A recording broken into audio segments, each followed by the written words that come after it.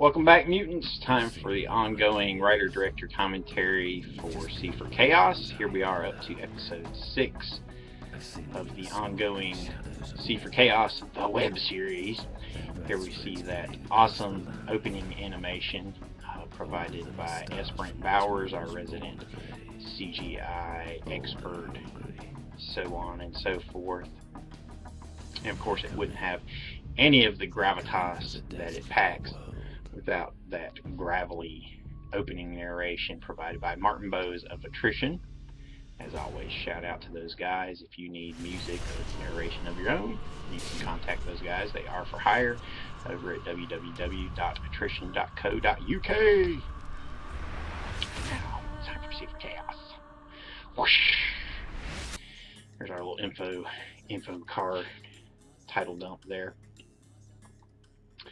Here we are in Art's apartment, which is represented by my apartment, actually. Looking at a picture of his ex-girlfriend, which is played by the lovely Ms. Amy Lauder. And you can see clips from Zombie Hunter there on the TV screen. At MVP, we'll never miss a chance to put in a gratuitous MVP plug. It's funny looking at the old arrangement of my apartment. There's the jack-o'-lantern there in the corner, just in case you forget this is all supposed to be happening at Halloween. And Art sits back to read his book, The Hidden Mask.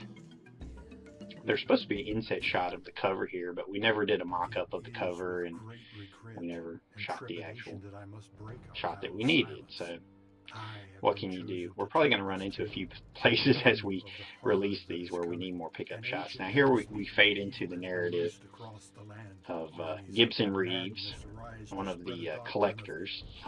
This is supposed to give the kind of mystical, otherworldly backstory of what's happening in C for Chaos. And at this point I started trying to parallel all the different timelines that were going on with what Gibson was doing in this book, which, you know, it's never exactly pointed out throughout the course of the series that this is all past, but it gives you the information that you need to fill in to understand kind of where this cult came from and what some of their designs might be.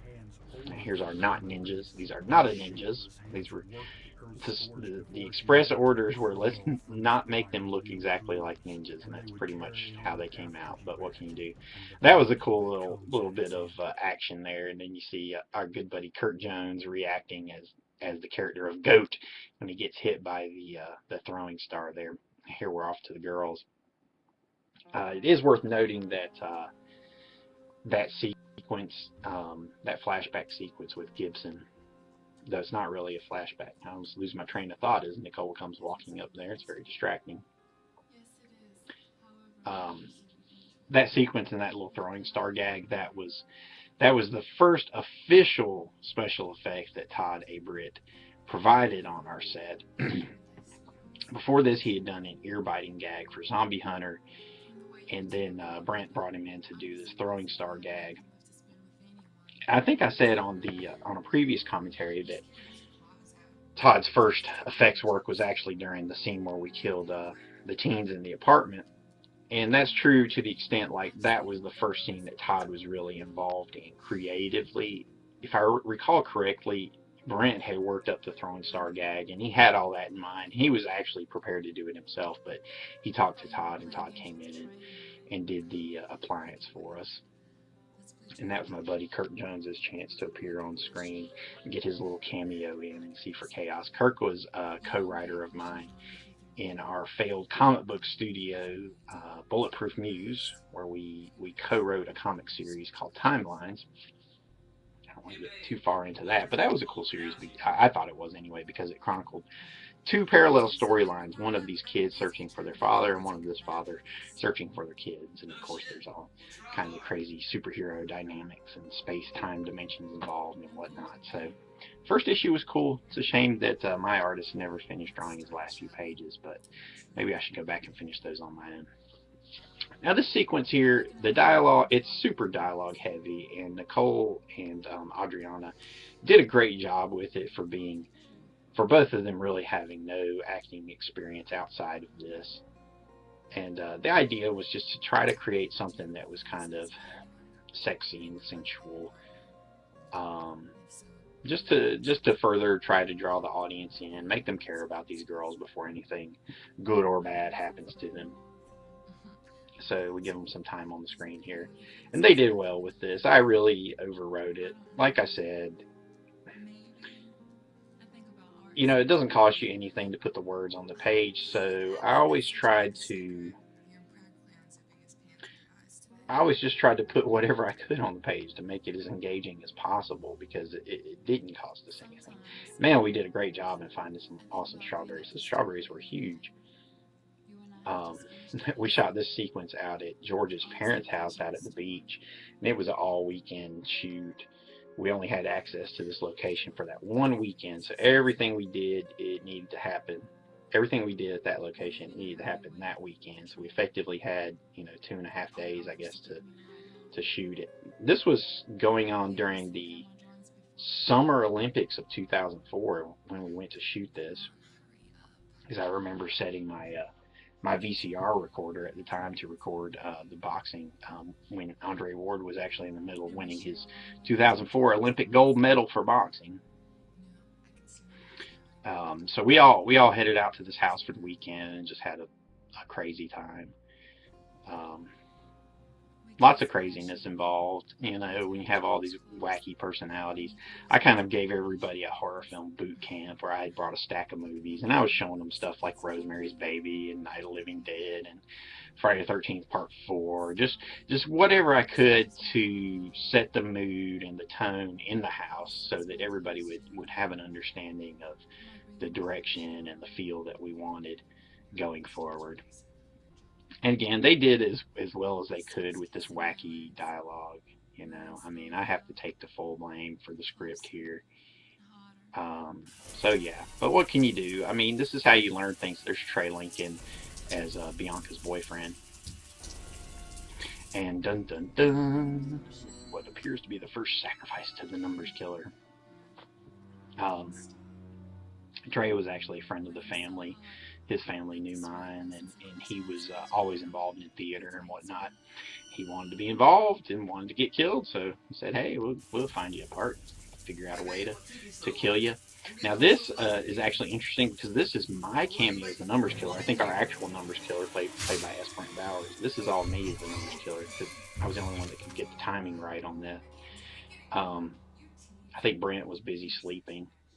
So that was interesting. So we were trying to film, and he was sleeping. He kept coming out and interrupting the takes, and we were all laughing at him. And he didn't like being laughed at, which was funny. But if you're not gonna be a part of the set, and you're gonna walk through and interrupt takes, then you're gonna be ridiculed. So that's the way it goes sometimes. But I had to play the numbers killer there because we just couldn't get the timing right. I think we tried to get somebody else to do it first while Brent was sleeping, maybe Todd or somebody, and it was just like disastrous. So I thought, well, I'll just jump in and do it because I'm the only one that understands the timing here. And here's a really cool sequence. Nicole was a real champ to go through with this. But you know, this is slasher film. You gotta give the audience what they're looking for. It's what pays the bills, buddy. You gotta give them what they're looking for. Blood, breasts, and beasts. That's what it's all about, as Joe Bob Briggs would say, as Roger Corman taught us oh so long ago. So this is our second official slasher sequence from the characters that we know in this film. So this is good stuff. I mean, I'm saying it's good stuff. Hopefully you guys will think some of it's good. The idea was just, you know, you're always playing cat and mouse. You're trying to build some tension here. You know, so you want it to look like there's a killer lurking around behind her, and at any second, you know, she's going to get knifed. So just trying to create one of those scenes where the audience is going, "Turn around, bitch! Look behind you! He's behind you!" You know, so doing all this different stuff. And that's part of the fun of doing horror films and slasher films. It's just playing cat and mouse and chase and hide and go seek and whatnot. And it's fun putting all these little sequences together. Again, this is another sequence that I storyboarded extensively. Pretty much any time we had at least a little bit of action, I made sure to storyboard the whole sequence for before we went and shot it. That way we knew exactly what we needed, and we knew all the angles and what bit of action we needed from here and what bit of action we needed from there in order to get it all to fit together. So now here's our first hint that the numbers killer, the slasher, is maybe not exactly what people had been led to believe up to this point. So hopefully now with that reveal, you'll know exactly what the numbers killer is, or what he appears to be. It appears to be at this moment. So there you go. Now, this whole sequence, filming this sequence was a point of contention, because while we were doing it, Todd wanted to direct and Brent wanted to direct, and they kept giving feedback to my actors, and then finally I had to cue them both to not give feedback to my actors while I was trying to direct them, because we all have different ways of directing. And with me, it's always a mutual trying to find what the actor can bring. And when you deal with people with limited experience, you very much have to help them. There's a little eye blink in there. I thought we had cut that out, but apparently it made its way back in. What can you do? What can you do? I look at these things and all I see are just endless flaws, endless flaws. But hopefully those of you watching this will see the fun behind it. Hopefully you'll see what we tried to do, where it's just kind of anything goes. You're not going to know what's going to happen from one episode to the next. Who's going to live? Who's going to die? Now you've got an idea. We just killed off 2 people, so where's it going to go from here? And now that you've seen the numbers killer is not exactly what you thought he was, there's actually an entire subplot that I had come up with for a sequel featuring the return of Bianca and whatnot. So there you go. Lots of stuff to think about. Thanks for watching. Here comes Mutisha to remind you to watch everything, rate it, like it, subscribe it, comment. Let us know what you're thinking of this, so we'll keep putting these up. And yeah, give us some feedback. Let us know you're enjoying it. Share it with your friends. Like, subscribe, all that stuff. This is Strebo. I'll see you next time at youcanbuild.com.